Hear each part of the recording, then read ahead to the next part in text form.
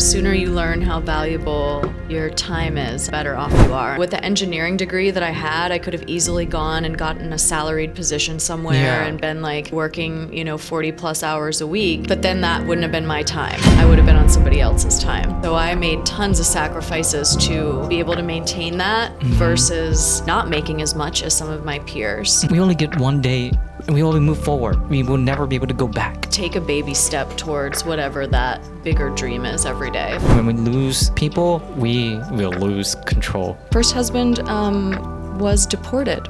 He was from Italy, and he was deported out of this country. Someone's there one minute, and then the next minute they're gone. Just a really abrupt change. When I was starting to get exposed to some pretty big Hollywood productions, like being on the set of Charlie Sheen's show Anger Management, watching them film that first episode, that I was like, I need to get back into acting. Like, I hadn't done it in so long. I hit it really hard because that was one way that I was coping and dealing with losing my husband, and I really dove headfirst into the craft and into acting. There are often moments where it reveals a lot more about us. Were there anything that you discovered about yourself more? In the depths of some of that pain and trauma is where some of my most creative moments have happened. We have big choices in those moments. We can latch on to something, but who's to say that's the right thing to latch on to?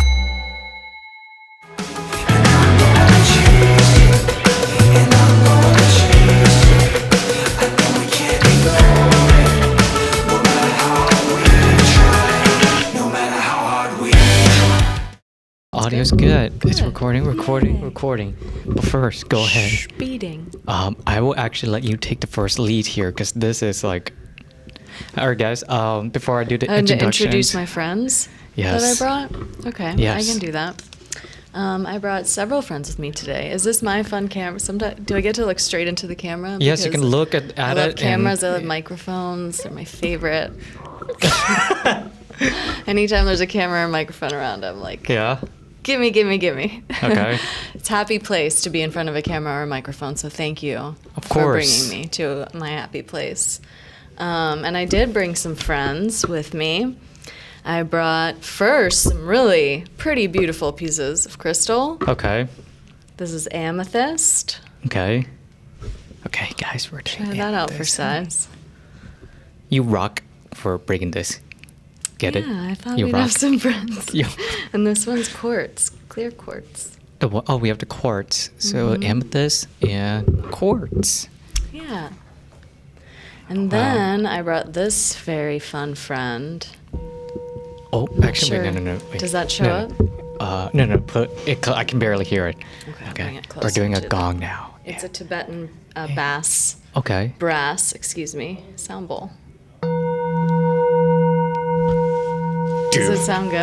Okay, now the time that I try this out? You gotta hear it. Okay, I said I wanted to try on the microphone. Okay. I didn't realize we would do it so quickly. With the headphones. It sounds so good. Okay.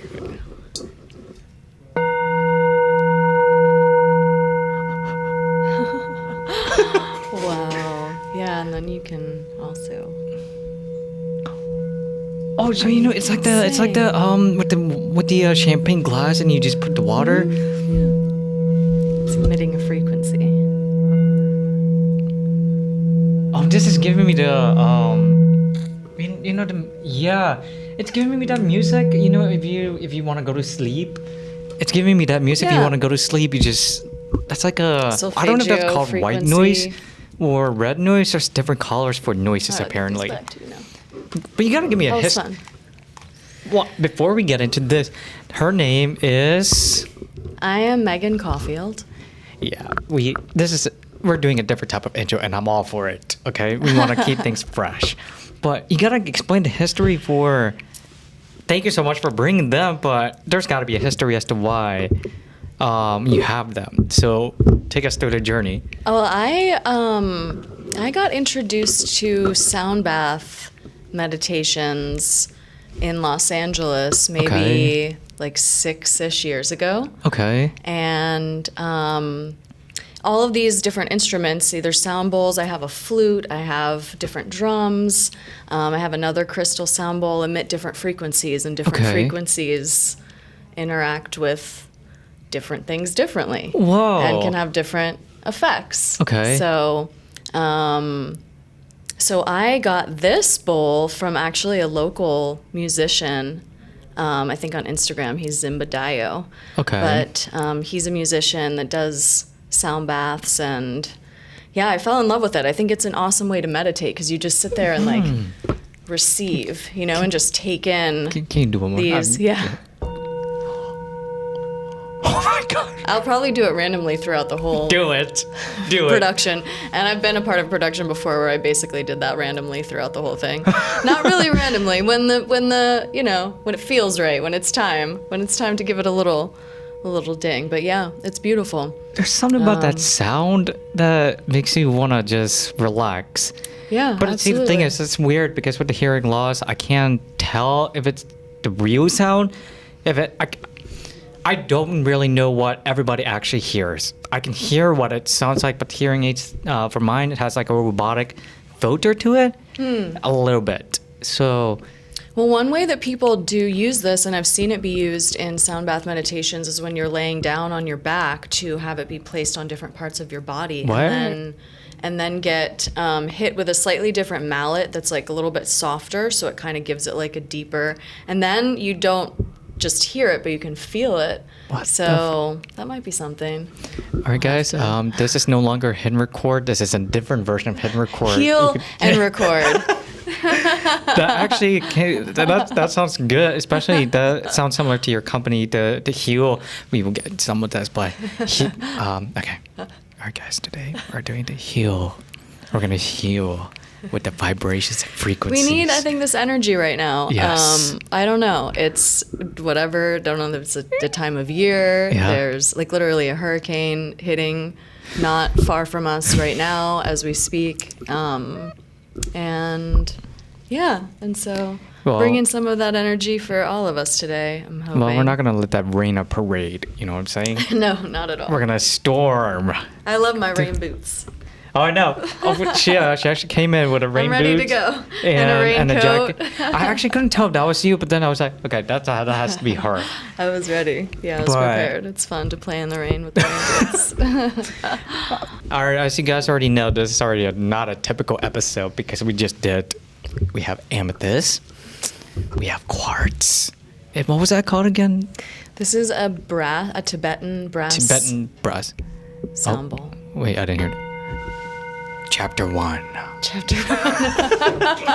You know those moves? Actually, we're doing our own yes. All right, that's hidden record healing. Now we're gonna go into the actual production. Welcome back, guys, to a hidden record episode. We have another wonderful guest. Every guest is wonderful, amazing, stellar.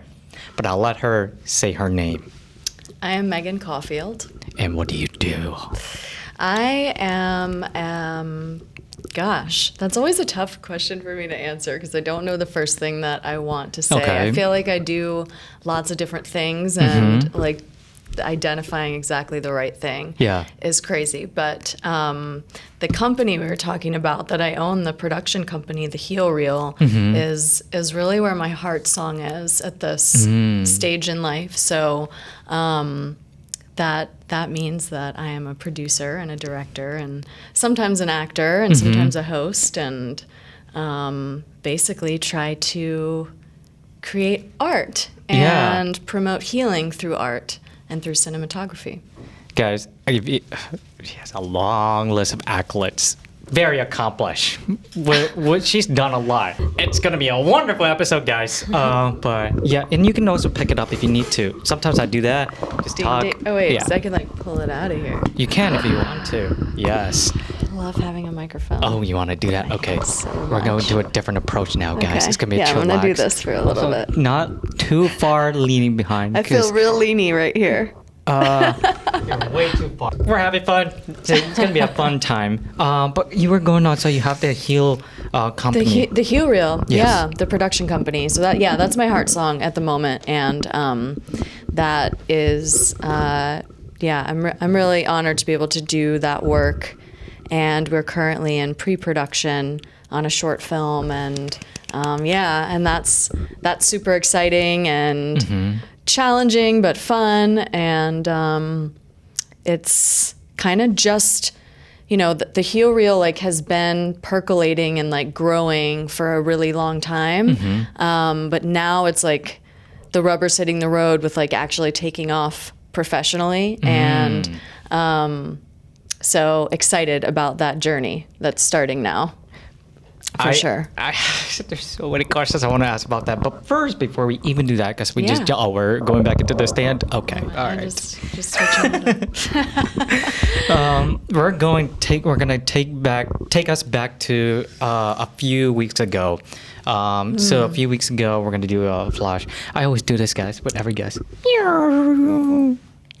A few weeks ago, you did mention that you were away and for a funeral, and I wanted to take this time to acknowledge it by saying thank you so much for making the time. And usually grief is definitely one of those things that takes it will never go away, and I want to say thank you so much for taking the time to be here. And I wanted to just leave that for that opening to get you in that space. So go ahead, Megan. No, thank you. I appreciate it. I was at the funeral for my uncle, and he definitely passed away far too young. And it's interesting going back to like home and seeing family you haven't seen in a long time, and like thinking back to when you were, you know, a child and what things were like then. It was definitely like very reflective, and I feel like I'm in a very reflective place right now. So you're catching me with lots of reflection happening, and that particular trip was like that, going back home and seeing family I haven't seen in a while, and having all those memories flood back from you know, being young and growing up. And life is short. Definitely need to honor every moment of it.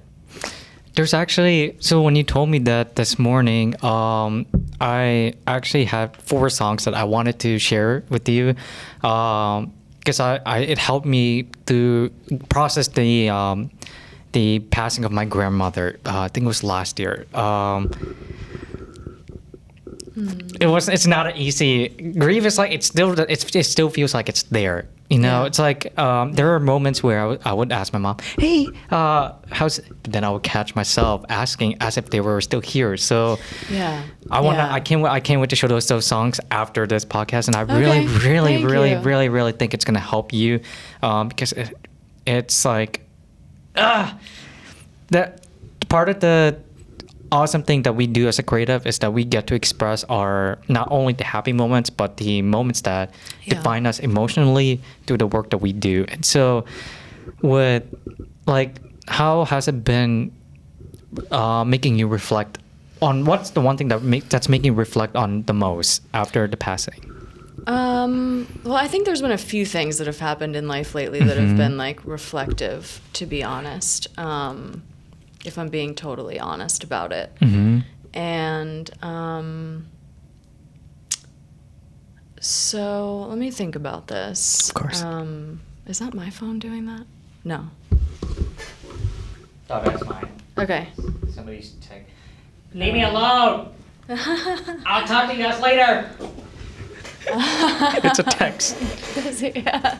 That's how you respond to your text, is yell at your phone. Yes. Leave me alone!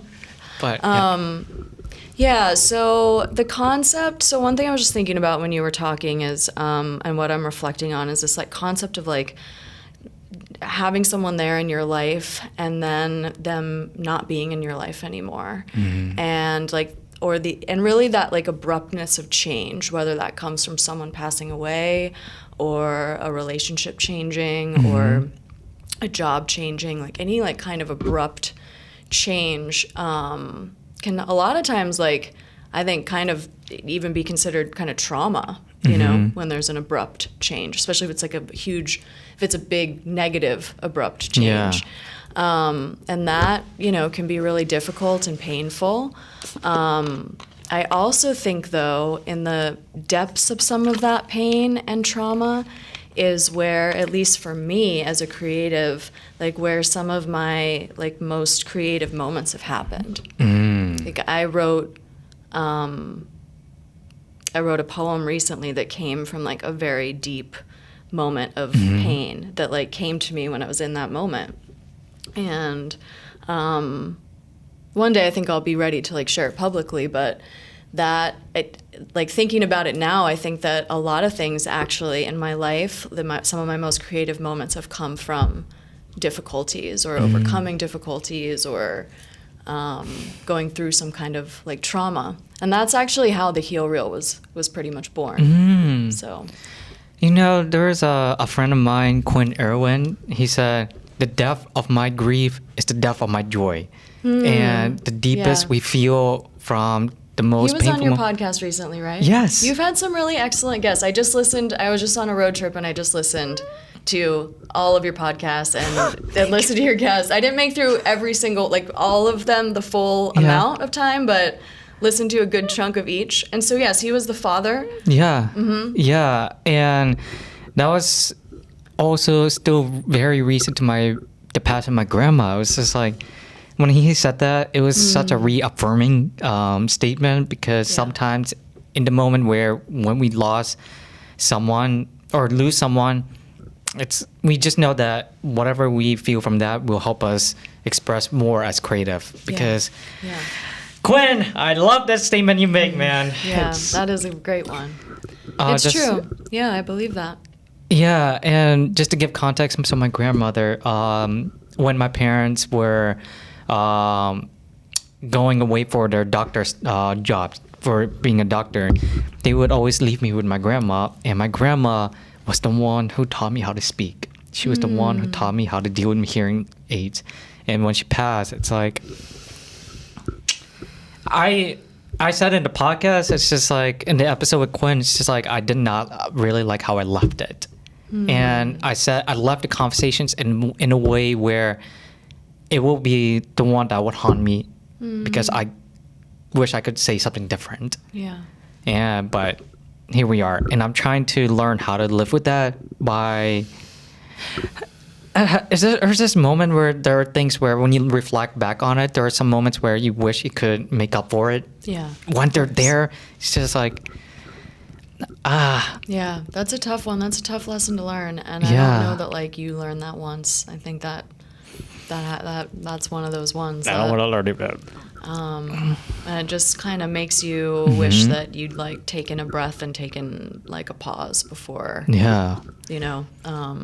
Before taking action, and that's like, that takes some grace and maturity, and that's hard to do when you're feeling really emotional or when life is happening. So yeah, I know that feeling. I'm sorry, but yes, you have to like go back and ask yourself, like, what was the lesson? Like, if that isn't what you end up asking yourself, then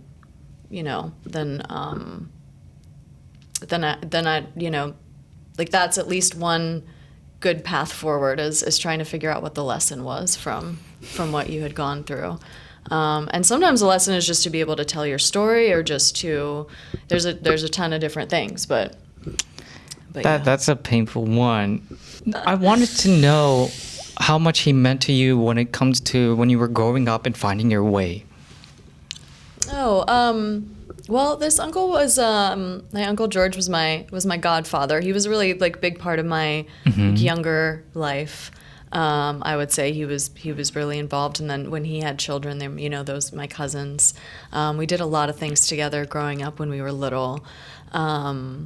And so those are really wonderful memories of all of us getting together and doing things as a family. We kind of all, unfortunately, like spread out and lived in different areas as we got older. But yeah, and reflecting back on just family in general and kind of like where you come from, and then thinking about seeing you today and like creativity and like where did some of this come from. I think there was always a little bit of like the DNA of an entertainer and a performer in my family, and I can kind of feel that, and I think that's why it's always been something that's like appealed to me, and why I'm so interested in the industry and have been involved with it for so long. One of the hardest pains with grief is that when someone has given so much to you to make sure that you're better off, they work so much to give up, to make so many sacrifices. But the hardest part about that, on the other side of grief, when you're the one that got left behind in that sense, is that when they have given so much and you weren't able to get the time and opportunity to show them that it was all worth it, especially when they were taken away too late. Yeah. And in that aspect, if you can reflect now, what was one of the goals that you would have loved to accomplish and show your uncle that? Oh gosh. Well,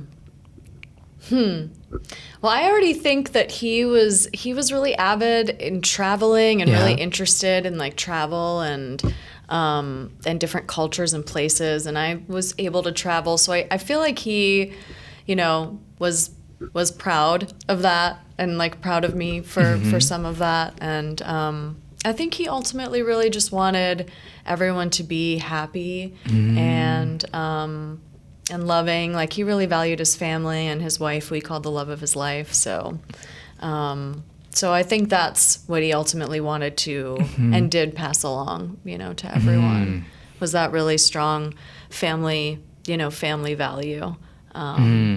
So, yeah, but I'm also taking away from all of that, like, the importance of taking care of yourself and your health, because that's really important too, and taking care of our bodies. We kind of get one chance with that, but I'm really sorry about what happened with your grandmother, and that you feel like you didn't, get a chance to really talk to her the way and like have that closure the way that you wanted to. Like, it sounds like she was such a massive part of your life, probably more so than what, my uncle was, which was more like when I was kind of younger.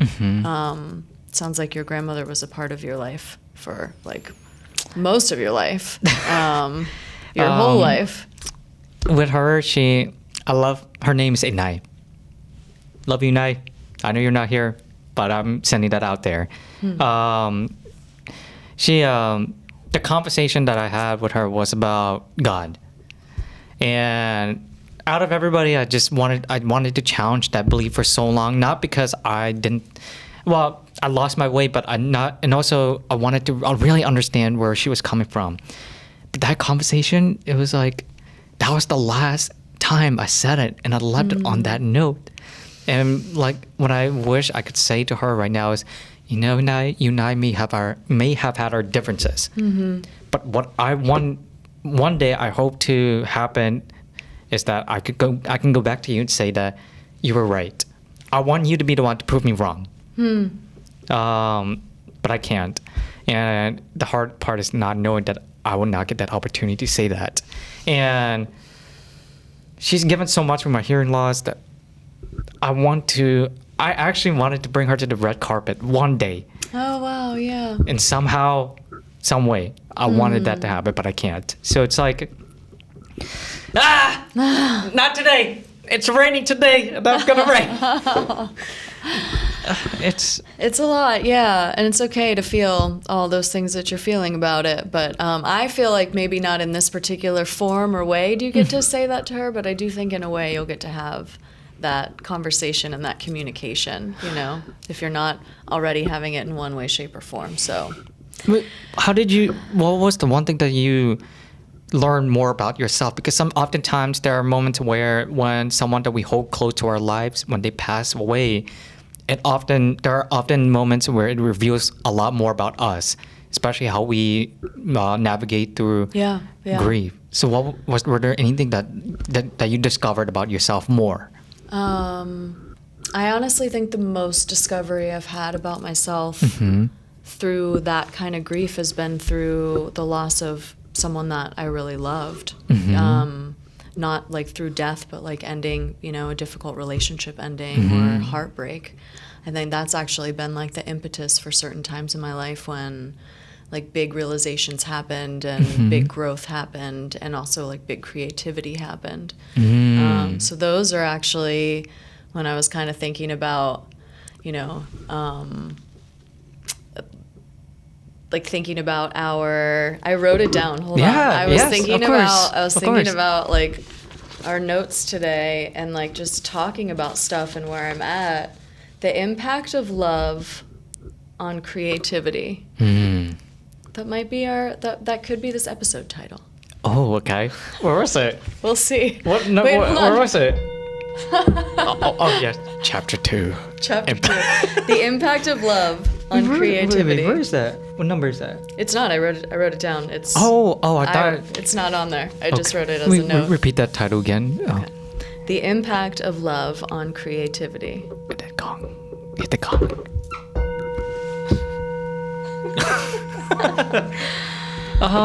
So yeah, I mean, love, whether it's like, you know, with family, like your grandmother and my uncle, love, like romantic love, friendship love.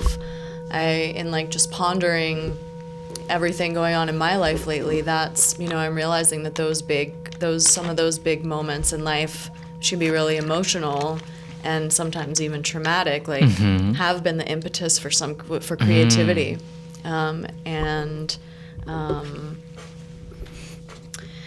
And help you kind of like re-identify your values, re-identify yourself, you know, like you were mentioning before, like what did you come away with? I think that no matter what you come away, like it changes you as a person, every, you know, interaction you have with someone else. So, so yeah, you're forever changed by that. Yeah, but not only does that happen, but the reality that you were used to is no longer exist from your perspective, and that's really difficult for most people to understand. It's like from their outside perspective, it's like, oh no, it's gonna be okay. It's everything's gonna be fine. But when we are told that in the moment, it almost feels offensive. Yeah, I agree. It's like saying good job, but with a condescending tone. But they need to understand that nothing will ever make sense during that moment. Yeah. And what we do, whatever we need to do to get through that moment will never make sense to anybody, but it does from our perspective, because it's the one thing that kind of like retains some sense of control. Yeah. And especially when we lose people, we will lose control.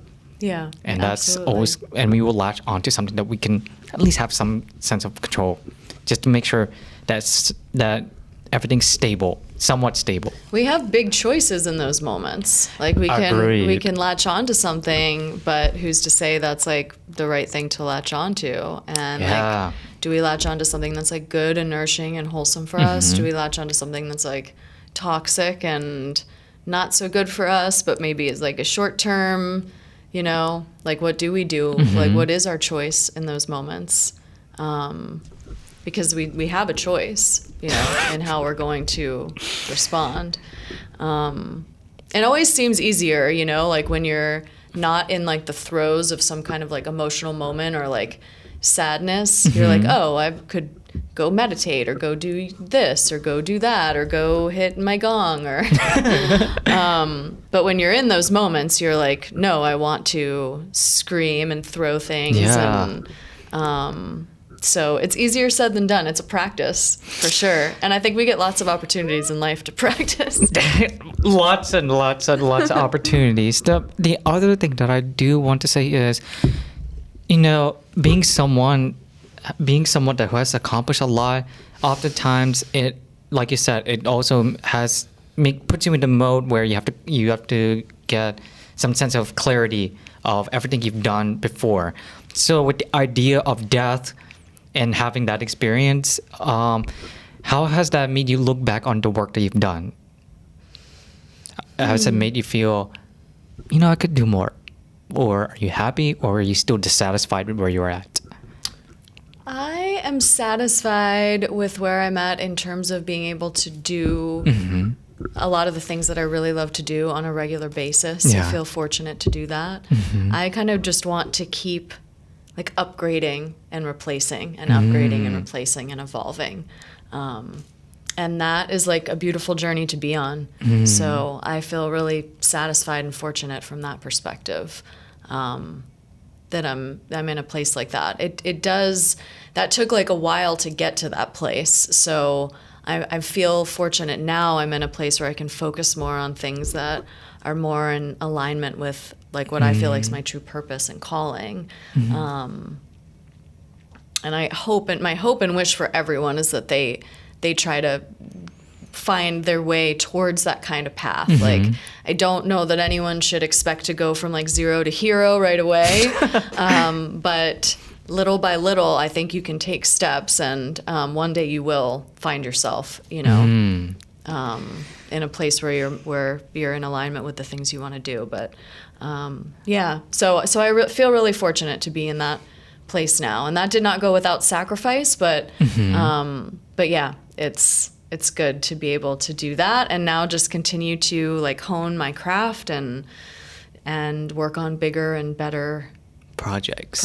No projects. Meaningful parts of legacies that you will eventually leave to inspire. Yeah, it is actually. It does at one point like switch over to becoming about legacy, and that like becomes, you know, you start to think about that, and you're like, what do you want your legacy, and what do you want to be like remembered for, and yeah, and so.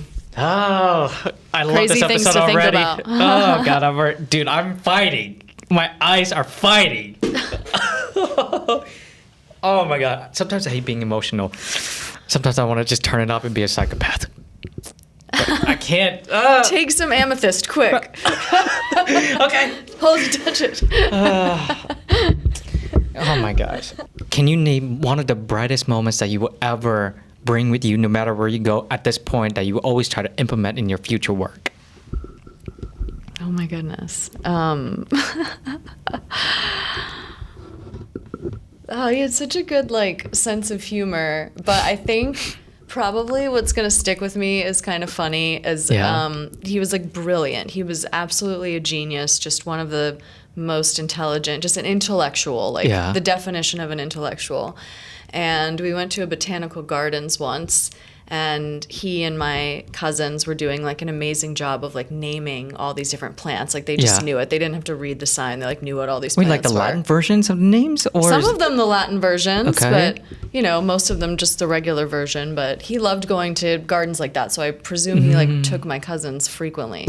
But I hadn't gone very often, and I was like just kind of like wandering around. And I feel like, and so then he pointed one out and asked me if I knew what it was.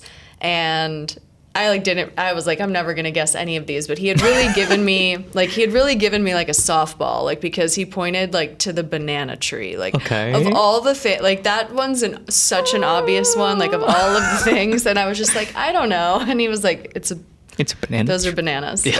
Like, you know what a banana is, right? I was like, oh, okay. So I don't know why that's really a funny story to me that I didn't. You know, it just sticks out as like a cute, because he was sweet to me about it. He wasn't like trying to make me feel bad, but he was just so knowledgeable about things that it was like that I'm always going to be inspired by that. And it's oftentimes the funny stories when it's so mundane in that moment, only they become so almost like a legendary status of like you can't, and that you'll like never forget. Yeah. And I think all the time people see, that's why when I was looking through the things you've done, it's like one of the biggest things that I've always wanted to know is how you manage to balance between family, work, and yourself, while also being present in the moment with what you're given in each and every single day. Because dude, we only get one day and we only move forward. We will never be able to go back. And so, oh my gosh. And it's like, I'm really glad that story.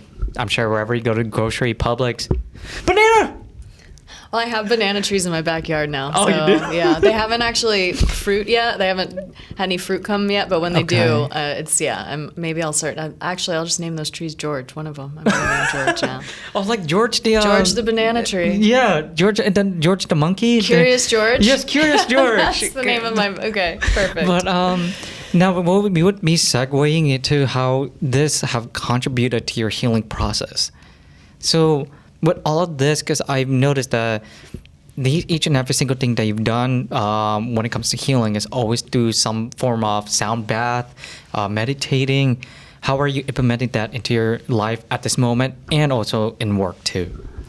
Well, I think like the development of a mindfulness practice has definitely been an evolution over time.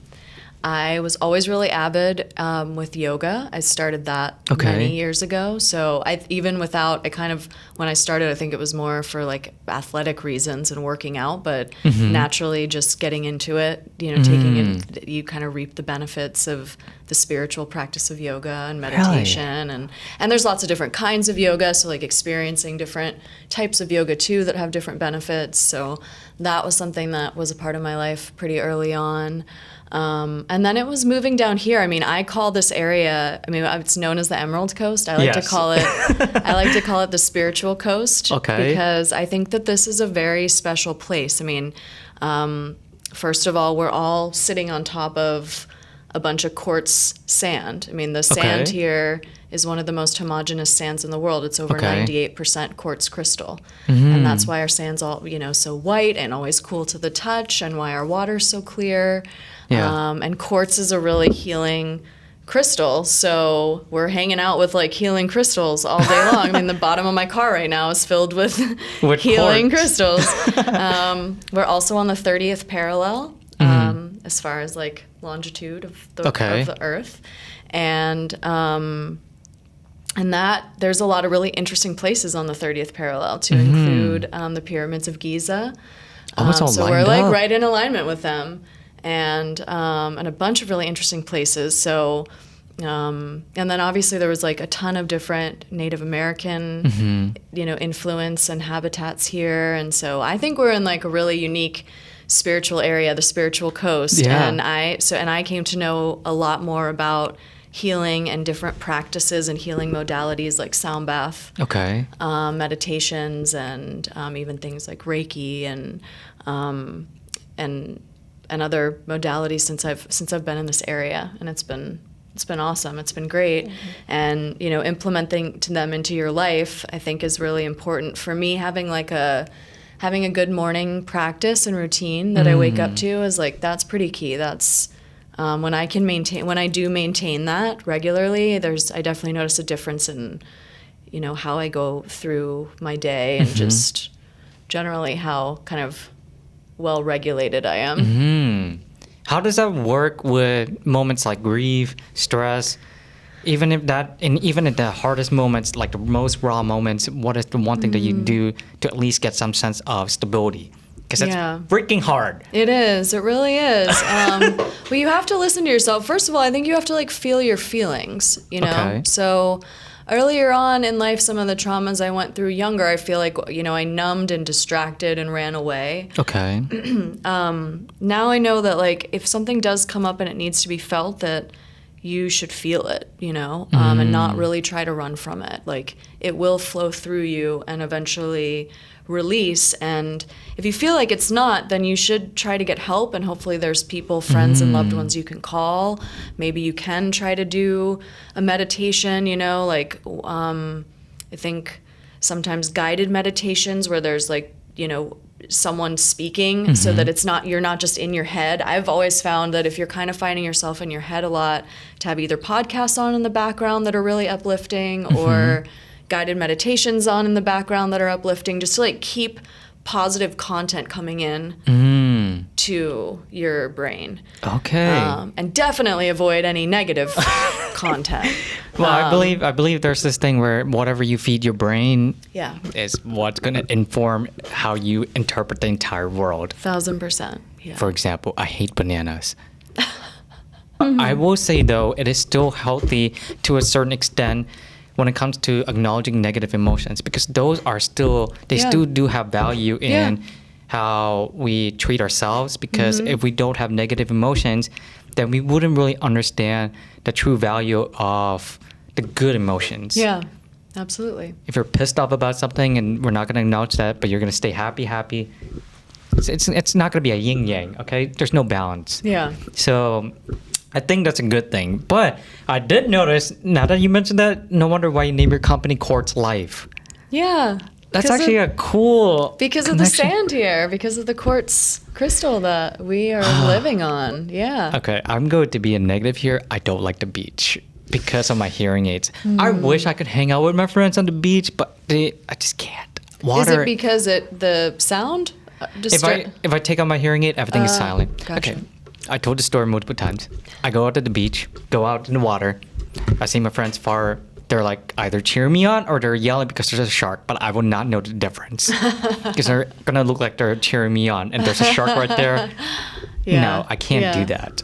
But I guess well, you don't have to go to the beach to reap the benefits. I mean, technically, this whole area should be sand dunes. Like it's all sand. Where all of this is built on sand. Well, for the most part. So you're still experiencing it. It's still there. Okay. Yeah. All right. See, the question I have is this: what would you say to those that are very skeptical of this? Because I am actually. My brother bought me a book just for a joke. Hey, read this book. It's a book that's literally titled "Book for Skepticals About Meditation." So, how would you say this? Describe this to someone who's skeptical of it, and how would you help them take the first step to actually trying this out? I probably wouldn't talk to someone that wasn't like openly trying to like learn. I don't think like the job is to like convince someone or tell them what they should or shouldn't believe. Like it's a rock. Like I get it. At the end of the day, it's a rock. And so I think they're really cool rocks. Yeah. Like I like them, and and I believe that they likely do have certain properties that, everything around us has a frequency. All of these microphones, these are all emitting a frequency. And I think we can all agree upon that. And so if certain things you think are emitting a frequency that makes you feel good, then you should be around those things. But if you don't particularly think those things do one thing or another, then don't be around those things. But yeah. But yeah, that's, whatever. I think you those answers are within you. And so I would never really try to tell anyone else what they should or shouldn't kind of consider. But I would hope that within them, they know, something that helps them like ground and feel centered and like get closer to that little inner voice and intuition that, or their heart, whatever it is. Yeah. The inner child. That too. The inner child that's within us. Higher self, like whatever that is. So whatever helps you with that, then that's awesome. I actually wanted to know, how have you been able to educate your family, especially, do you have kids? I do not. You do not? When you do are you planning on having some? Well, let's say imagine a scenario. If you do have some, how would you want to educate them on the importance of healing, as well as learning how to come to terms with loss? That's a great question. I think first and foremost, I would do like some research. Like if I was a parent or thought I was going to become a parent, I would dive into the research myself, and want to learn. I love reading. I have lots of books. I have like a mini library at home. And so books about frequencies, or whether it's crystals or herbs or essential oil, or food. So I would want to learn all about parenting and the best way to do that. Yeah. And I super admire my sister, who's a wonderful mom, my dad, and my parents, and my brother and his wife. They're doing an awesome job. I would want to get like way more educated about it. But what I'm trying to teach my nieces and nephews are just kind of like the basics of like breathing and kind of like some meditation basics and breathing, but also like recognizing those emotions that you're having. Even like yoga, I've gotten my nephews like little kid yoga mats and stuff. So I think just like, and then just like doing things yourself. Like I've traveled with this and brought my sound bowl with me places. So just like their exposure to what I'm doing, and there's like probably the biggest way that kids learn, right? It's just being exposed to what you do. They see me, doing my yoga and meditations and whatever I might be doing, and that's exposure to them. They're, Well, what about the part where you mentioned about the positive emotions, negative emotions? How are you helping them navigate through emotions? Because usually children at a younger age, from younger age to teenagers, those are the most, it's like the highest chance of development for them to really form their identity. Yeah. So what were some of the things that you're so proud of and helping them lead their way to become the person they are. So my nephew, they're all really young still. Like they're all under the age of 10. So, and I'm like fun auntie, like May, you know? So most of the time when I'm hanging out with them, it's like fun times, family trips. I'm not necessarily like the day-to-day, like their parents dealing with that. But I'm sure I will continue to be. I know my aunts and uncles were really, you know, some of them, especially as I was older, were a big part of my life. So yeah, how I relate to them and like pass on my knowledge, I'll, you know, probably just have to, when the time comes, share with them like what I've learned. Like if they're going through a heartbreak, like how did I ever deal with that in a positive way? Or if they're ever going through any kind of grief or didn't make the soccer team or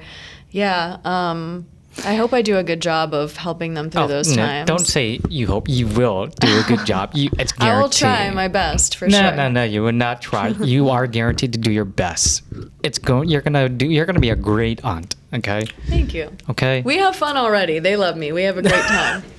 But sometimes I do have like I love the moments where like the fun members of our families they're like oh yeah, it's fun, whoever it is. Yeah. But the mom's like, don't do nothing stupid with them. They have school. I know. Yeah. That dynamic comes up. I'm like, yeah. well, the other part that I love to actually, let's hit the gong now. Wait, louder.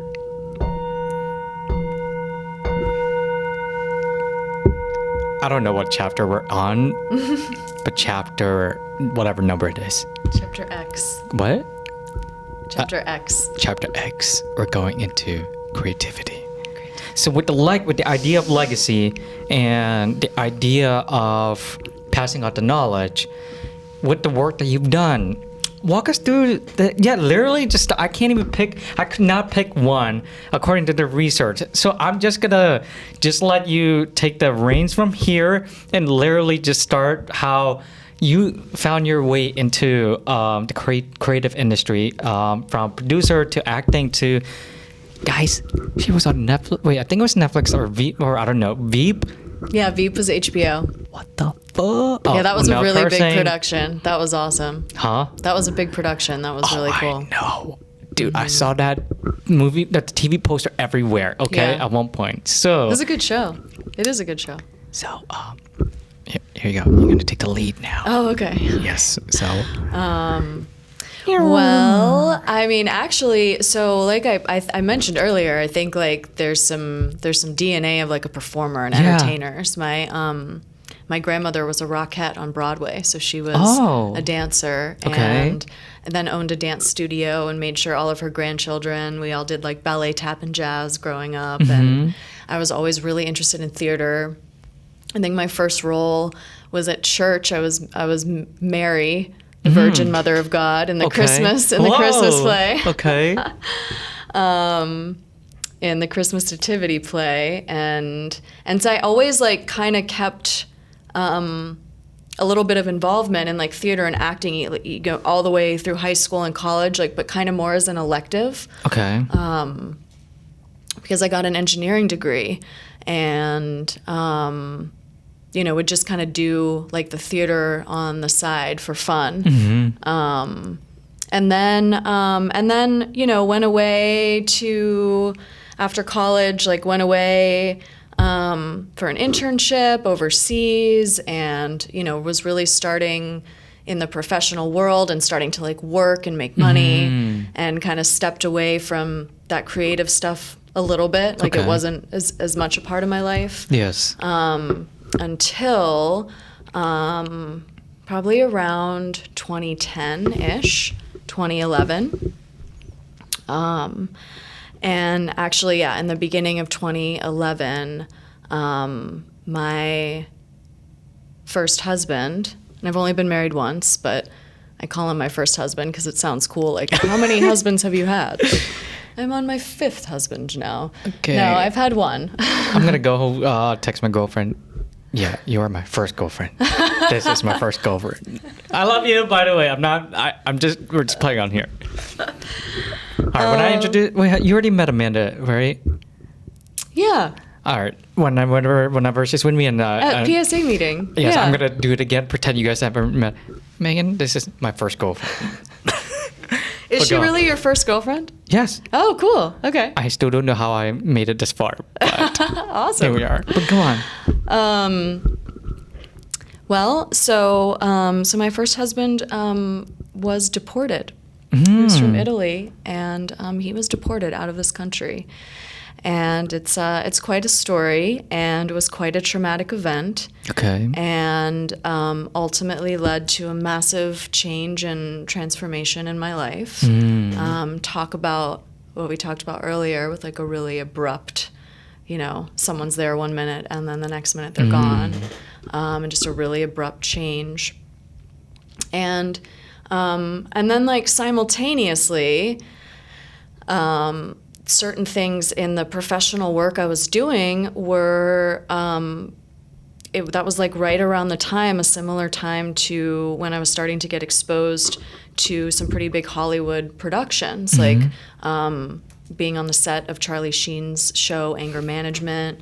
I watched them film in Burbank, California, film that first episode. Okay. And actually it was like watching them film that first episode that I was like, I need to get back into acting. Like I hadn't done it in so long. And I literally got back from California, back to DC from that trip and signed up for acting classes immediately.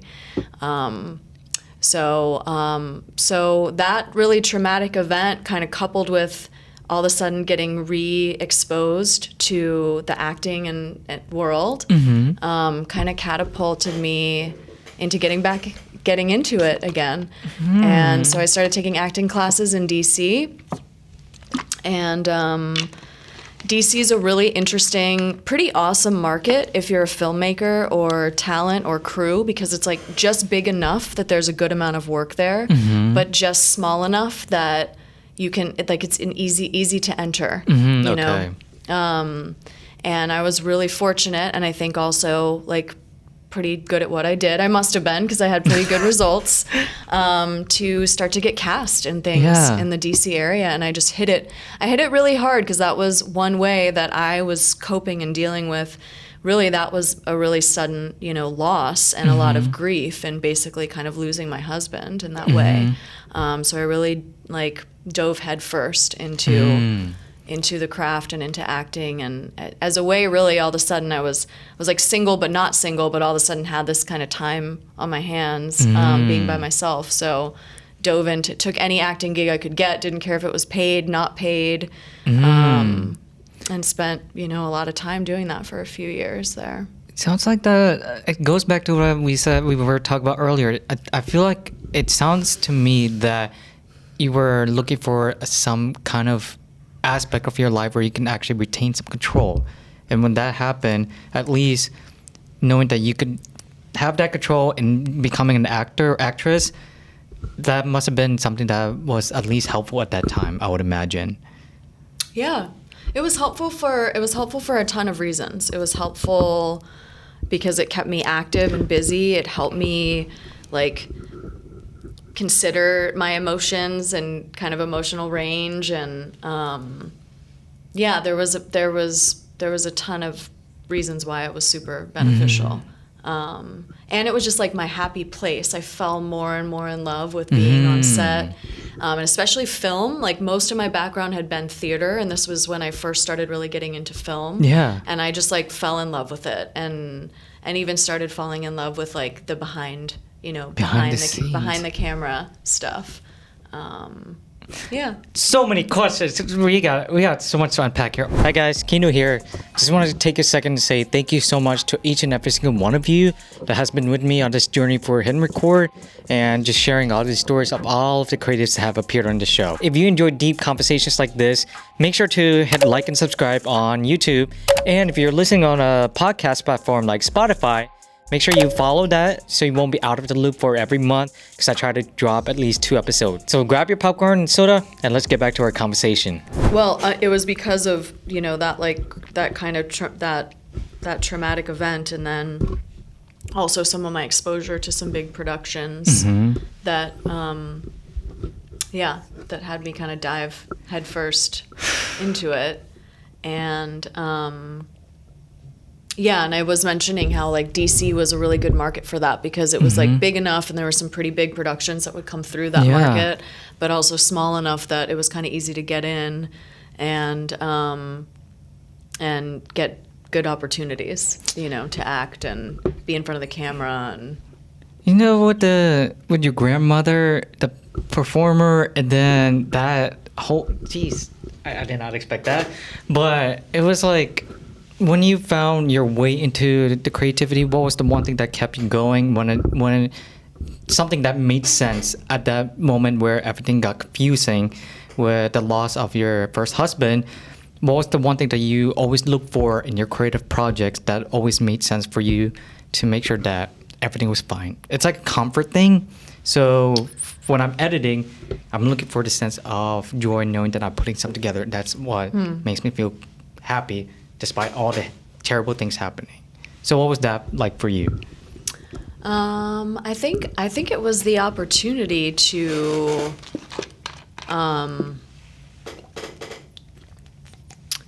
I mean, I honestly was trying to like keep myself busy. Like I was trying to like get that extra energy that I had like out. It needed an outlet.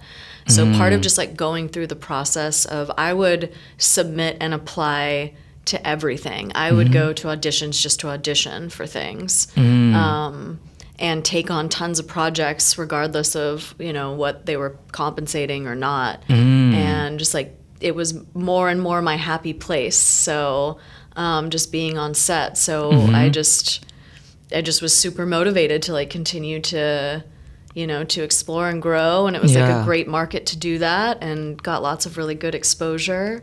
And got to do things for, you know, the federal government, but then also for like HBO and Netflix and Discovery Channel and Nat Geo. You're just name dropping and like everybody. History Channel. Like all of those places had not headquarters, but had like offices in the DC area. So they did a lot of casting and a lot of, I was really fortunate to like have that many different job opportunities available. You know, that's such an incredible thing to say in your position. It's such an incredible thing to be able to say that, because when people think about pursuing a creative career, oftentimes, especially at a younger age, they are often dealing with one decision, which is, do I do the 9 to 5, or do I literally go all in to see where this goes? And on top of that, whether their parents would approve of that decision.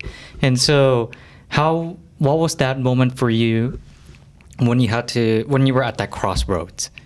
Well, I never was, because I've always had income from different income sources. Okay. So I didn't, and I think that actually like helped a lot with some of my success on the creative side, is that I had income from another business of mine that was helping support me. Okay. So I can't say honestly that I went all in and had like my rent or mortgage payment based on me getting an acting role. I was never in that position. Okay. And I think that would have been that's a rough position to be in. Like I give tons of credit to people in that position, because I can't really imagine what it would be like going into audition.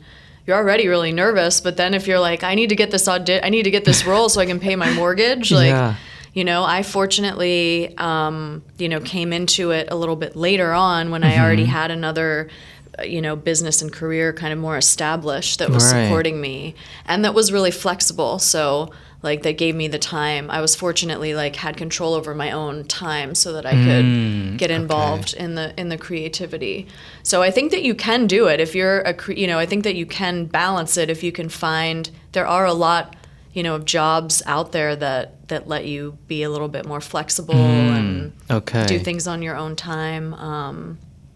But I was fortunate that I was able to balance that, because I did have control over my time.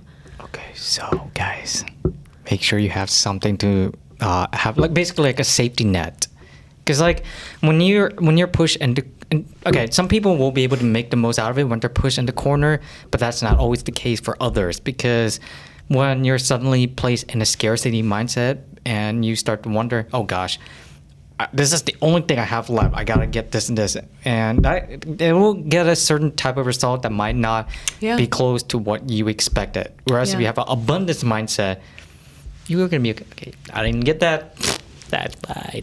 Yeah. I'm gonna get another opportunity and another opportunity from there. And so it's really incredible that you were able to make sure that you were sustainable in the early. Because how were you able to accept that time is not always going to be on your side, and you always see other people in who you look up to like, oh my gosh, why are they so far ahead? I need to catch up. I gotta get there now.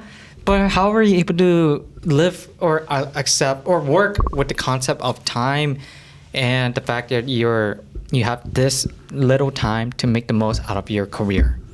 Yeah, I think time, like the sooner you learn how valuable your time is, I think the better off you are. And I'm like, this is still a lesson that I'm learning. Yeah. But I learned early on that I started in finance, and finance wasn't necessarily something I was good at it and could do it well, but it wasn't necessarily like my passion. But it did provide me a ton of freedom and time, and so when you're thinking about that, and then even at times it didn't even necessarily like pay all that great. At certain times in my career, but I had total 100% flexibility over my time. And I recognized that, and I had the option. I could have, with the engineering degree that I had, I could have easily gone and gotten a salaried position somewhere and been like basically on a salary working, 40 plus hours a week, with a ton of stability. But then that wouldn't have been my time. I would have been on somebody else's time. And I realized super early on that there was nothing more valuable than my time. And so I made tons of sacrifices to be able to maintain that versus, especially earlier on, maybe actually not making as much as some of my peers, that were taking those big salaried positions. But I was growing a business, and I was, and I had full control of my time, which let me be creative and do other things. So that was like what I realized, that was like a no-brainer for me. I like knew that was more valuable to me. And it always has been. Like that will always be like a guiding way that I make decisions. Okay. All right. I'm going to ask this age-old corny question. Does money bring happiness? No, but money brings... buy happiness. There you go. Yeah. It does not, but money buys comfort, and comfort makes you feel a lot more happy.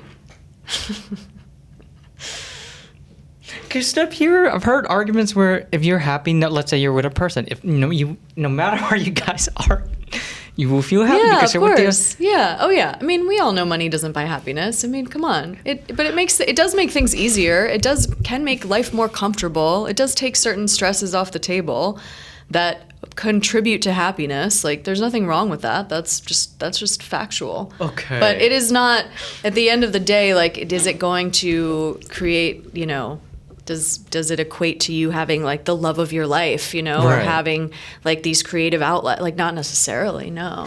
Okay. Okay, I gotta rewatch the movie with Will Smith, The Pursuit of Happiness, to really. Oh my gosh, yeah, I haven't seen that in so long. It's a good one. It's a good one. You're a movie creative. How? I haven't seen it. No, and I mean in so long. I'm saying I've seen it. Oh, okay, but I mean it's probably been like a decade. I mean, when did that movie come out? It's a long time ago. I feel like I haven't seen it in like 10 years, maybe or more. I know I saw it when it came out. Yeah, and it's just that movie really does apply because when you were on the rise with your career, at least getting to the achievements that you've always been proud of, and when it's hard to know whether you're on the cusp of becoming the person that you've always wanted to be, but it's so hard to remember that everything that you've done up to that point was worth it, because oftentimes we minimize, bro, I haven't done that much, when in reality we have. And that movie, the reason why that movie there was that one scene where he was like getting the interview, he did everything that he can, but the thing is that was driving him was his son. So what was the equivalent of that for you in your life throughout this journey that you've been on so far? What drove you to be this insane to pursue a career that everybody knows is not going to have a financial stability. It takes, there's this saying, often the craziest ones are the best ones out there. Yeah, honestly, I think I just kind of followed, like, it like must have been my heart, Okay. I just kind of followed my passion and what lit me up, like what made me feel like the brightest and happiness and happiest. And it wasn't always like obvious what the actual path was. I think I was just like open to and surrendered to like taking whatever the next little step was. And I think that is probably one thing that has always like been useful and helpful to me is to just take a baby step towards whatever that bigger dream is every day. If like you do nothing else but one little baby step, that's actually like a massive step usually. So I just kept taking like little baby steps towards the things that I loved the most and I was the most excited about, and that's like still what I do now. What you said reminds me of what you said in a Relentless magazine. And you said, they were asking you, what keeps you going, something like that. And then you said you had a story about where someone told you that, and it was actually a lesson that left you with saying that if you're going to be average at something, if you're already going to be above average at something, why shouldn't it? That was such a good saying. Okay, this guy, this guy that said this too was like a manager of mine, like really early in my finance career, and he was funny. But anyway, it was like such a profound, and someone else, he didn't make it up, someone had said it to him, but it was like such a profound thing to hear. But he said, and he's like, I'm looking to try to get hired in finance in like 2006. And he was like, you've never been average at anything. So you've been above average at everything you've always done. So why wouldn't you be above average at this? Yeah. And I was like, whoa, wow, he's right. And that gave me like a lot of confidence, And I think that like most of us have been above average at most of the things that we've done. Like even if we've like horrifically failed at something, usually that was either a learning experience or something else came of it. So I think we can all kind of take that. Most of us have been above average at the things we've really tried to do, and so. I think George would have loved to. I think he would be proud, even though it was very recent. Just knowing that you're still trying to keep going and be above. Let's just replace above average with legendary at everything. And I like that. You've been legendary at everything you've done. So why wouldn't you be legendary at this? Yeah, good. And like it's a good one. But even it doesn't always have to be about the glamorous, shiny things. Because oftentimes when we pursue this career, it's like because there's this shiny things that we come across along the way. We want the fame, we want this and this and that. But oftentimes the underrated stuff is actually the ones where we leave an impact. Yeah. And that is what truly gives us the legendary status of what we've been doing with our lives as a creative. And so in that regard, what is one work that you can call as a legendary type of work where it actually left a huge impact?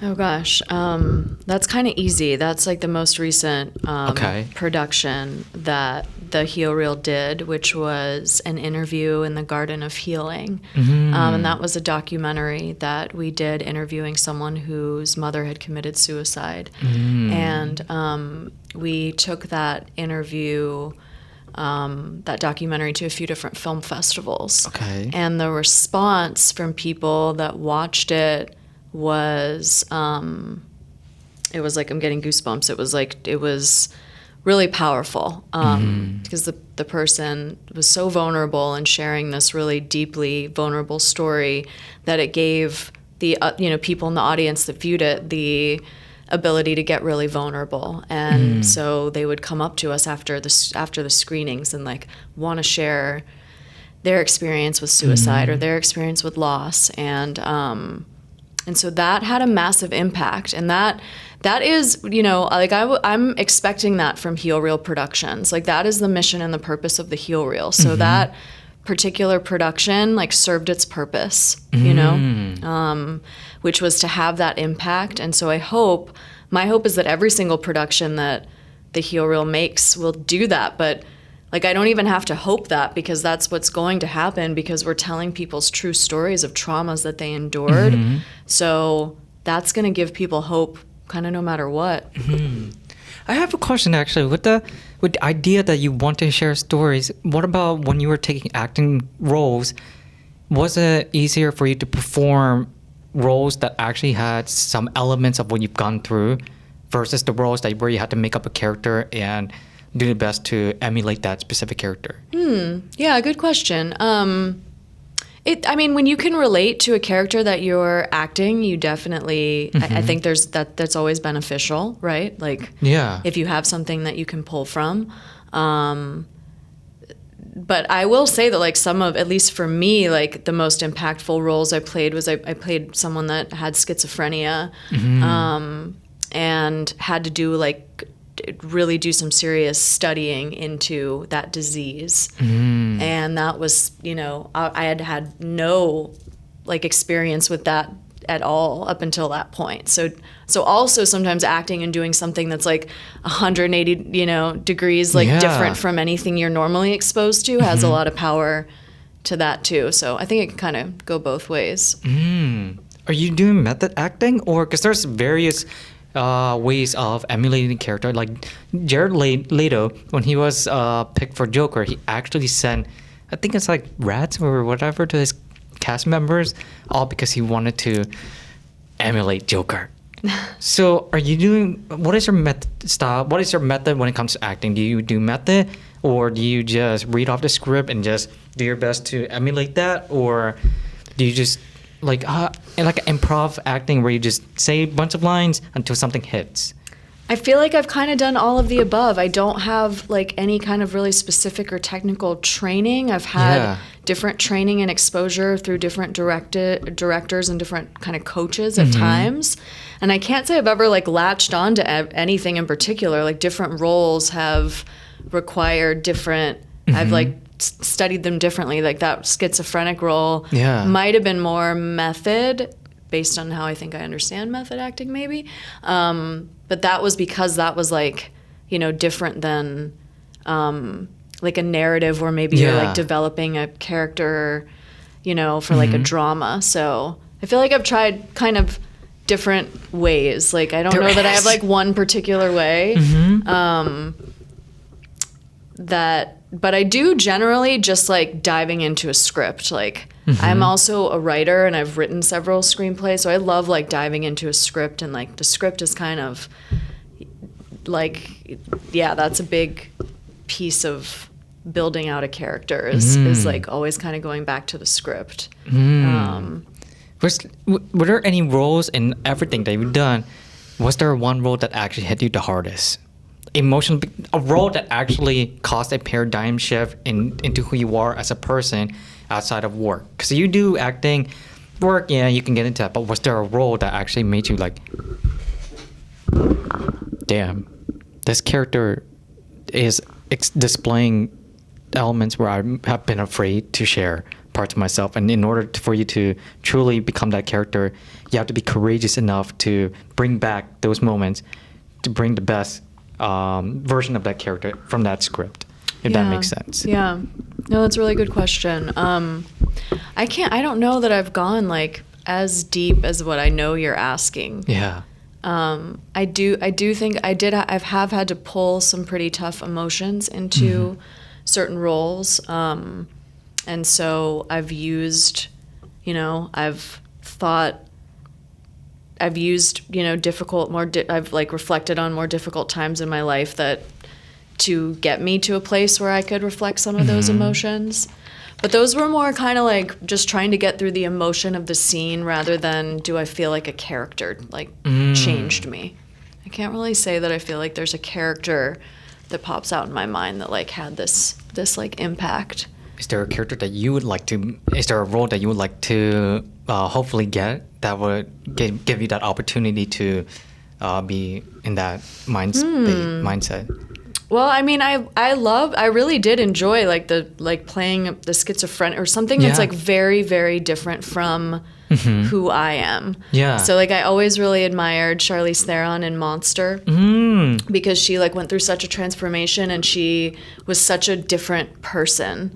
So I'd love to act in something that like you almost wouldn't recognize me, you know, and like have the opportunity to really change to that extent that I'm like unrecognizable from like Megan as I am. Kind of like how Charlize did in Monster. Like that's always been kind of intriguing to me. I think that opportunity will be there soon. And I actually haven't like gotten to like work on my acting muscles all that much lately. Okay.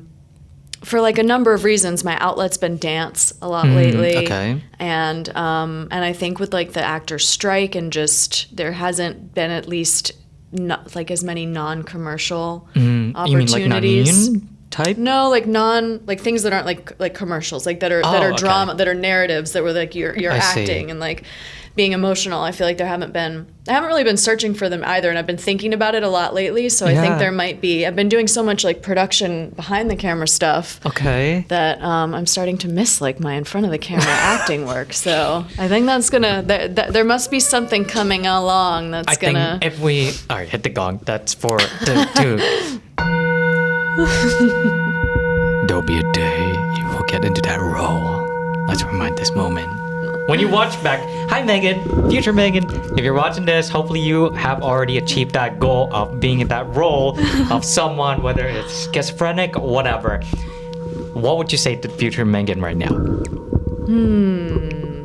At that point, this is your time capsule video. Oh gosh. Say hi. Future hi Megan. Hi.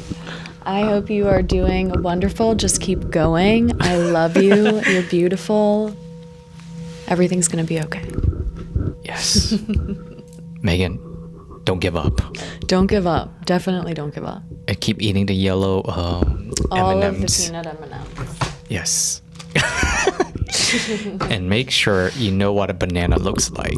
Make sure you know what the banana plant looks like and that you can identify it at your local botanical garden. Yes. 2 or 1. And behind the one that you said you were growing, and behind, you said you started growing a banana, right? I have banana plants at my house. How many? Well, it started as 2, but they multiply. I think I have like 8 now. Like little baby ones. Make sure you know what they are. Okay. But with the acting roles, was there one? So your grandmother, you said she was a performer, right? Yeah, she was a rockette on Broadway, so a dancer. Have you ever thought about taking on a role that would be somewhat similar to that? Well, I do dancing now, actually. It's really funny because I kind of, in a weird way, am like following in her footsteps a tiny bit because the kind of dance that we do at my studio, and we performed in July at the Sanger Theater in Pensacola, is not exactly rockette-ish. Like those dancers do like, you know, the Macy's Day Parade. They're like the girls that do the big leg kicks, and they're very they're phenomenal dancers, and we're kind of doing more, but we're doing, you know, it's kind of Broadway a little bit what we do. So I still am involved in dance, and I feel like that keeps me connected to her. And but she was definitely a performer. She was an incredible performer. And so that side of the family, there was all about performing and entertaining. Still around? No, she's not. Well, I'm so sorry to hear that, but have you been able to have you had any opportunities to show her what tiny piece of things that you were doing with your life? I honestly don't know that I was really dancing. Yeah, I didn't really get into it as much as I am now before she passed, unfortunately. But my godmother, who was really close to my grandmother, she is still around, and she really actively, and she was a dancer as well, and she really actively follows me. And Yeah, and she was a dancer, so every time she watches one of my dance shows, she's got lots of good feedback and critiques because, she knows what she's doing and what she's looking at. You have so many avenues of expressing yourself, whether it's dancing, acting. Which one of those mediums have actually made you feel a lot closer to your inner child? Yeah, it would be probably between acting and dancing. Sorry, I would say. you gotta pick one. Shoot, darn it. Pick one. I mean, I guess I would have to pick dancing because dancing's like dancing, it's dance, and dance is a more, I feel like, childlike, like joyful, way to express. So and dancing is what I did when I was really little. I started acting a little bit later. So if I'm going to connect with my, inner child, then my inner child was dancing before it was acting. So now, how would you translate grief into, because dancing, it's also like a human body language of translating That's true. words. You can translate a lot of emotions with dance, not just joy. Yeah. You're right. Yeah, you could do sadness, grief. Yeah. So how would you do that? Gosh. Is it through slow movements or? Yeah, I mean, I feel like contemporary dance tends to be like more moody. Okay. Like contemporary dance, I feel like can be like more sad and moody, but even like a really good like what's the other one? Not the tango, but the like some of those can get really like angry, and like some of those ballroom dances have really sharp movements and can like. They can all be expressed different, they can all be expressed different ways, honestly. You could probably do a really sad, I don't know if you could do like a sad tango. Yeah, like tango's kind of more sensual. Like you could maybe do an angry tango. You could definitely do like a sad waltz. You could do like you could, and actually that would be an awesome exercise. Yeah. And I should tell Margaret, who runs my dance studio, is like, come up with like a sad tango, or come up with like but it's just like even hip hop dance. You could do like a sad hip hop dance versus. I mean, why not? It's so hard. I'm at the moment as you're describing. It's like I'm trying to, because all I think of is like when sadness, the idea of sadness and grief. You're lethargic. You're not wanting to move as much. You want to stay put. True. Yeah. So you'd have to consider that. You're still like, but if you're doing a dance, it's obviously going to have to include movement. But your movement would have to be more, you're right, subdued, like more lethargic, more like hunched shoulders and like down. Okay. Versus like I'm up and happy kind of dance. So all of those things would. But you're also sometimes when you're really sad or in like the pangs of grief, you can also be like. Like okay, you shake your head or I don't know. Some people get not like violent per se, but like have some physical reactions that can be kind of strong, and like that could be expressed in dance, and yeah. How are you implementing that into the Hero Productions company? I have not necessarily considered how dance and the heel reel production could overlap, but there's no like limit to like the goal of the heel reel production company is to help people heal through the arts basically, and the focus is really on through cinematography and storytelling, but it doesn't really have to be that. It could be through dance or other forms of art and creative mediums. So that certainly is like. That certainly is like a possibility in the future. There's potential for something like that, sure. Like the Joker and the Joker 2, they turned the whole entire thing into a musical. Maybe that's something that could be... I've heard that they've done that, yeah. So that could be...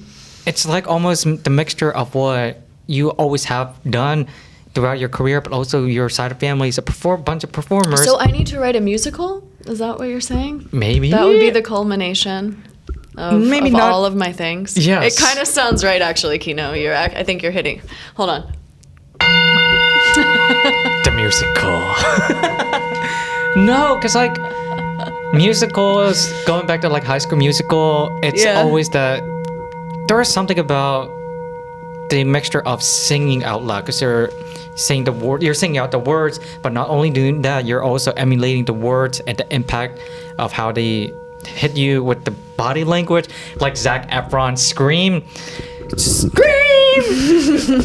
So it's like, I think I can't actually wait. You have to do it. Future Megan, when you're watching this, you better. I think future. Yeah. What would the music? I don't know. I don't know what the musical would be called, but I don't actually think any of this is a bad idea. I've written. Like, I can't really say I'm a songwriter or like a poet, but I have written some, and maybe, I don't know, Kino, you might have just opened a brand new door. Okay, it's here's amazing. poetry. On 9/11, 2024. Actually, it's like September 11. That's also, it's ironically a day of loss. It is, so, yeah. It's a heavy day, I think. Take a moment to... Yeah. The people that have lost their lives, it was a tragedy event, but I think we could look forward into turning this into something that we can remember as a person and as a collective, to not let any tragedies, I can't talk today, like that, stop us from building a better life for everyone as a whole. I actually have a painting and artwork of 9/11. Oh, wow. I did that for what do you call that? It's the last piece of my senior year. I just picked it randomly. I didn't, because I was crazy. Like, okay, let's do that. But the musical, I think you should do it because, like the poem. Okay, you can. Okay, at this moment, I'm feeling grief. When that person left, I still cannot believe. How could you be the person to leave? Because you're the one that I need when everything gets so tough. Now all I can do is grieve. Oh! Bars! But, okay, guys. We're almost running out of time. Dang it. If time wasn't real, I would love to just share everybody's stories, but unfortunately, here we are. Reality is, time is real. No, not really. Time is just a social construct that has been placed onto society in order for us to know that we're actually. But it's actually 7:26 in this real time. It's not. Those are numbers, me. Those are just digital number on your phone to represent a social construct that we have. But well, I guess we're gonna have to do a wrap up questions. But would you be back for part 2? I'd love to come back. I'm super proud of you for what you're doing with the podcast, and it was awesome to listen to you and all the guests you've had. And I know a lot of them and respect all of them so much. And I think it's great you're bringing everyone together. So please keep it up. And and thank you for all of this that you're doing. Of course. Now we're doing the lightning round because we cannot keep her long, but we will bring her back. So lightning round. Okay. To the people that want to aspire to pursue this craft, and of course, Megan, I think one of the biggest things that you should remind yourself that there are people that, especially younger generation, even your niece, they're always going to be looking after you, the fun aunt, but they're going to look after you when it comes to choosing something like this. What are some of the 3 things that you want to say to those, especially in the younger generation, when it comes to pursuing something that will give them happiness, love, everything in the creative industry? Well, I think the first thing I'm always going to tell people is to be true to themselves. Mm-hmm. And sometimes you want to check your motives when you're being true to yourself. So if you're really interested in this industry, maybe check your motive as to why. What is it about this industry that makes you the most interested? And this industry is massive. So learn as much as you can about the entire industry, but know that there's lots of different pathways that the industry could take you. It's not A or B. It's like A through Z that you could go through. And that to continue to, stay educated and continue to learn, because that's an ongoing process. So you've got to be doing that regularly. Okay. Kids, always watch PBS, watch Discovery Channel, stay away from TikTok. It's brain rot. You will... No. Think about the good things that will add value to your life. Now, what about grief? When you leave today, grief will not go anywhere. It will always be something that you carry with you. And I honestly think grief is... I hate this stigma that grief when people think about grief, they almost categorize it as something that they don't want to talk about. It's almost as if it's something that they don't even want to acknowledge in the first place. And that comes from the lack of understanding and empathy towards one another. And I think in order to truly make that into something that's a comfortable thing to talk about, we really need to take the first step towards empathy. But nowadays, that's not enough. No one's doing that anymore. And so when you leave today, when you carry that grief, and I hope that I know things will get better. It's just not at this moment. It's okay for you to let everything feel like it's not as good. But for those that have recently lost loved ones, friends, what is the one thing that will help, that you could say to help them remind that it's not going to be forever? I think remember, and I feel like I heard this saying recently, the opposite of like a trigger is a glimmer. Have you ever heard of that? This is the first time. Ooh, okay. I heard this somewhere that like the opposite of a trigger is a glimmer, and we're kind of like focused a little bit on, sometimes can be too focused on like, oh, I'm getting triggered, or my trigger. Don't forget to look for your glimmers, which are like the happy things or the happy moments or the little signs from the universe or God or whatever you might call it, that everything's okay, you know? So whatever those are for you. Like for me, if I ever see like a cardinal, like a red cardinal bird, that's always like a little glimmer. And or just any like happy coincidence or nice positive coincidence is like a little glimmer. And so don't forget to acknowledge those. And I like to say thank you more, please, when they come. So just those little things will pop up. So acknowledge them when they do, even if it's just like for a brief moment in the middle of an otherwise really challenging time. Quinn said the exact same thing. We talked about a whole 30 minutes about cardinals. Really? I missed that part of the podcast. Yeah, it was right, I think, halfway in the middle or past the middle. But there was a reason why I brought that up. After, I think it was a week or two, I was driving, even though it wasn't the shape of an actual cardinal, I saw the cardinal on the side of the truck flying. And I was like, what the fuck? And then I immediately texted Quinn and told him, hey, I saw a cardinal. And life is so weird in its way. It's almost scary. Yeah. To a point, like cardinal, when I saw that one, I was like, no. I think I'm high. I think I'm whatever. But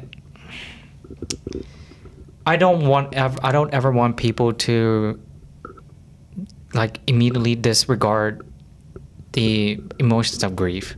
You need to have it. Yeah.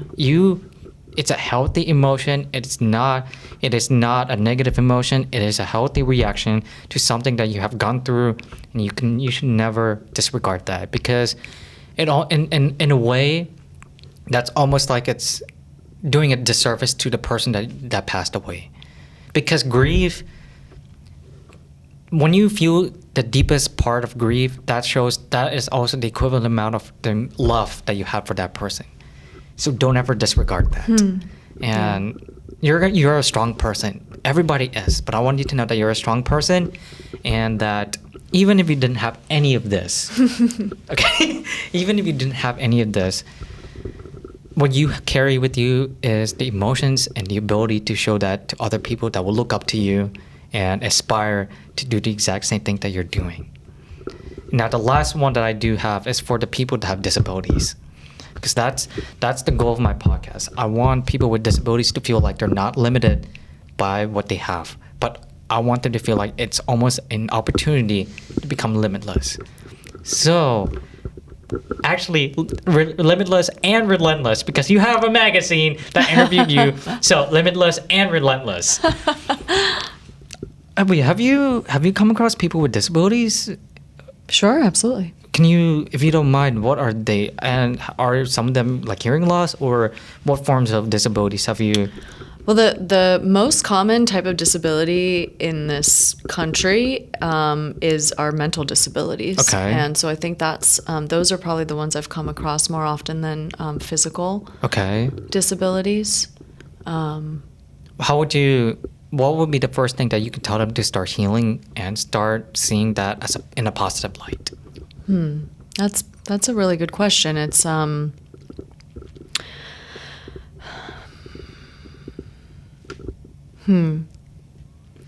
Well, I think probably regardless, they've already been on a healing journey. But no matter, from the beginning, I think that we're all kind of on a journey. So depending on where they are in that journey, might kind of dictate what I would say to them or what I would try to impart. But I really believe that like our mental health will help dictate our physical health. So our like mental, whatever needs to be done to get our mental state into a more positive, healthy state, I think is ultimately going to have a positive impact on our body and on our life. So I think I'd first and foremost like want to encourage like good, positive mental health, regardless of like what any kind of disability might be. And I'm not, a doctor, any kind of like, licensed therapist, but I know there's a ton of different healing modalities. And so I'd probably just get curious about what I think like step one is get curious, like what have or haven't people done or tried, or what are they curious about? And then kind of go from there. Cause there's really no like right or wrong answer or like black or white path, and I don't believe there is. I think there's lots of different ways people can go, and that I just want to help people kind of find what that right way is for them. And then the last final question of the lightning round.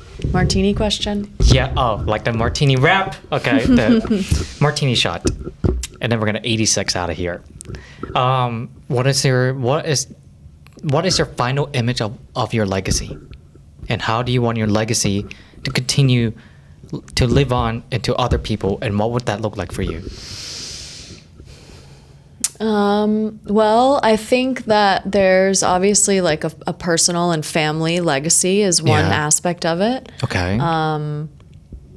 But I'd rather mention, like, at least to answer your question, like from a professional legacy perspective, especially with the Heal Reel, if I'm, able to make it that, it's still kind of in its infancy. Yeah. So if I'm able to grow that production company to something that no longer requires me and therefore can live on after me, then I feel like that will have been a really big success. So I hope that's kind of where I'm going and what my ultimate goal is with that production company. We need a lot of healing in the world, and you're going to be the first people to, especially in this area, because we're all hung up on social media, likes. There's a lot more to it than that, and you're going to do great at making changes. Okay? Now, where can people find you? They can go to megancaulfield.com. Yes. They can go to thehealreel.com. Those are probably the best places to start. Okay. At Megan T. Caulfield on Instagram, and at The Heal Reel on Instagram as well, and Facebook. And yeah. Do you also say your website? megancaulfield.com. .com, okay. Yeah. Okay. I think we have and thehealreel.com. But if you go to megancaulfield.com, there's links to everything else. It's everything. I just want to make sure you can just Google my name. Actually, yes. Go to IMDb. You guys are going to get your mind blown away. She has a whole list. But, unfortunately, time is real. But it's a social construct made by society.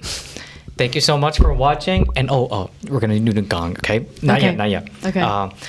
Thank you guys so much for watching. And also, Megan, when you watch this, wherever you are at this time when you watch this, know that the past version of us here are telling you to keep going, okay? All right? Sounds and good. then people with disabilities, you guys are doing awesome. Don't ever let anyone tell you that you're nothing less than of a broken person. You're not. You're just someone who has the opportunity to fill that broken piece of you that they call broken. You have that opportunity to fill that with something greater. And that can look like making a change. And not only you, but the people that you want to be around with and the people that you hope to make a change in their lives as well. So please remember that. That being said, this has been the Hit Record. I think this is episode 16, 17. I don't know. Numbers are fake. They're just a social construct made. Thank you so much for watching. Like and subscribe. The links are it's all in the description. Any last words? Thank you. This has been great. Thank you, Kino. Of course. Now we're gonna hit the bong or the gong. Not the bong. Not the bong. I'm not. No comment. I'm gonna hit the gong right now. Goodbye. Bye. And that's a wrap for today's episode on Hit Record. Thank you so much for sticking with us, and I do hope that today's episode was insightful and also it gave you some kind of fresh perspective in your creative journey. If you're listening on Spotify or any other podcast platform, a quick review is definitely going to help. It helps other people find us. And for those that are watching on YouTube, make sure you drop a comment down below or a question, because I would love to see what your thoughts are. If you have any takeaways, advice, insights, anything of the sort, I'd love to see what you guys have. And most importantly, I hope you guys can take away a lot from these conversations, especially if you have hearing loss or disabilities, because I want you to know that you are not limited by your condition and that you are more than just that. Thank you so much for watching. Stay inspired, and I'll see you all in the next episode.